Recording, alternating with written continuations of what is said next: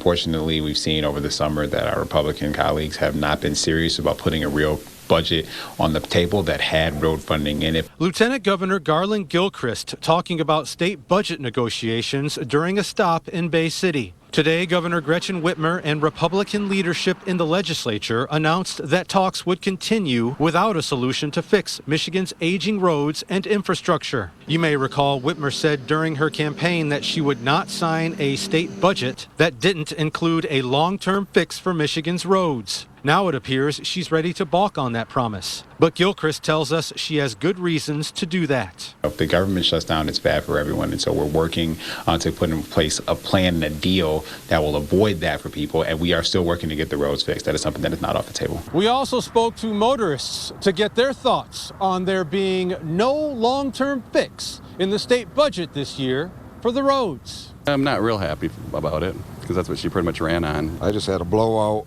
down in Detroit. I was working down there about 2 weeks ago, and the potholes from even there to here to Flint, it's bad. I think that they should come up with something for the long-term road deal, but not 45 cents a gallon on gas. For his part, Gilchrist says he knows fixing and maintaining the state's roads is a top priority, even if the next state budget doesn't reflect that. He tells us $2.5 billion in additional revenue over the next 10 years is needed to address roads and infrastructure, a figure that will only rise if something isn't done soon. This problem is only going to get more expensive. If we don't fix it now, we're going to have to fix it later. Reporting in Bay County, James Felton, WNEM TV5.